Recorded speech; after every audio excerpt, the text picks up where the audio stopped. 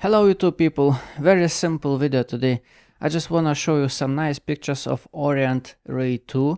I also want to show you how this Orient Ray 2 looks like on some silicone straps. And I want to do a little lume comparison versus some other watches that I currently have. But the main reason why I'm making this video is to update the rating on this watch. On my website thomaswatchreviews.com we rate watches into different tier lists. I have been rating those watches for several years now, and with years comes experience, and with experience changes how I see things. So sometimes I look back in time to my old ratings and I regret some decisions. So first watch that I fixed the rating was Casio MRW200H. I have upgraded this watch to the God tier, and I did right, I did good. No regrets. Absolutely love this watch. Wonderful, wonderful watch. And this time I'm gonna go straight to the point. Orient Ray 2 black and blue. I am upgrading from not bad up to the keepers. God tier, no, they are not that good, but keepers, yes. And the definition of keepers is that I highly recommend buying them, especially used. If you get a reasonable price, you can buy something like this, enjoy, and sell later without losing money. That's wonderful. So I highly recommend Orient Ray 2 black and blue. Blue one I don't have currently, but blue one is one of the best looking blue dials ever. If you love blue dial watches, you are not gonna be disappointed with Orient Ray 2. That blue dial is just gorgeous. It's just amazing. For me personally, I actually prefer the black one. It looks deep, it looks very dark, it looks very cool. I love it. But the main reason why I bought this watch once again is because I missed it. And in my opinion, that's a very important factor when rating the watch. If I miss the watch, if I look back in time and scroll my website and see the watch and I'm like, oh man, I wish I would have it once again. And that, in my opinion, is one of the most important things, because the reason why we wear watches, at least in my opinion, the most important factor is that that thing on your wrist is supposed to make you happy. And if you now look at some kind of a watch that you had in the past and you missed that watch, that means something. That means that watch has some kind of character, some kind of personality, something special going on about that watch. It's not just piece of metal, when you think about it. It has certain design language or whatever. It's just lovely. You just enjoy having that watch on your wrist. And for me, this is Orient Ray 2. I just absolutely love having this watch back and enjoying it. It's just so lovely. It's just so beautiful. In my opinion, this is one of the best looking divers watches. One of the best. And I would like to tell you why initially I haven't placed them into the keepers. What are the flaws? So first thing is the crown. Crown is too small on this watch and is too slippery. It is just annoying to use. It's like technical flaw. Crown is just bad on this watch, okay? I had 3 Orient Ray 2s and on all of them crown was just not nice to use, okay? Another thing, bezel, even though action is wonderful on all of them, alignment was also perfect on all of them, and it looks beautiful from all the angles. It's shiny, it's beautiful, but it has sloping edges and slippery edges.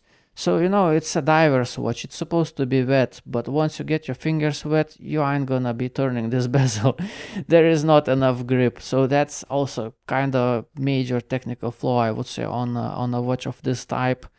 And another thing is just my personal opinion, is that this 22mm bracelet, which doesn't even taper down too much, makes this watch a little bit heavy on the eyes. Heavy on the wrist, not necessarily. This is diver style watch, relatively heavy by itself. And this big bracelet is okay on this watch because it counterweights the balance on the wrist, so the watch doesn't feel heavy in one position. This bracelet makes it feel even across on the wrist, so it balances things out very well. But just visually, I think it's, I don't know, I would personally prefer 20mm bracelet, but that's just, you know, my thing. Anyway, let's move on. So those are negative things, but you know, this watch has very strong emotional factor. It's very, very beautiful. And even though it has just folded metal clasp, folded metal end links, which you can probably hear right now, and doesn't have sapphire, it's just mineral. It's also doesn't have ceramic bezel. You know, at this price point, I think it's still a wonderful watch, especially if you buy it used and good, reasonable price. Now, speaking about this bracelet, let's try some other options. It's a diving watch, so it makes sense to put this watch on silicone straps. So first of all, let's put this watch on silicone strap of a smartwatch. It might not look right, but technically speaking, this strap is very good on this watch because it tucks underneath. You know, there are no loose ends, and it has holes. It's very breathable. It's very good in water activities, and I think this watch doesn't look bad with this silicone strap. Also, if I find, I will put links in the description. Now, another silicone strap also has holes, which in my opinion is very necessary thing to have holes on a silicone strap, especially on a watch which is supposed to get wet. And what I like about the strap, that it is very thick, so it fits stylistically on a diver's watch. I think it makes this kind of continuation on the wrist in terms of a thickness, so it looks okay. This, I think, looks nice. Also, if I'll find, I will put links in the description. Now, another thing which I would like to do in this video is lume comparison. This Orient Ray 2, looking back in time, I thought this is one of the best lume ever, and it definitely is very good. How good? It is good to the point where I don't need to charge it before going to sleep. I can just take it off my wrist, put it behind my pillow, and whenever I wake up in the middle of the night, I take the watch. I can see the time without a problem, without even charging it up before putting behind the pillow. So that's how good it is.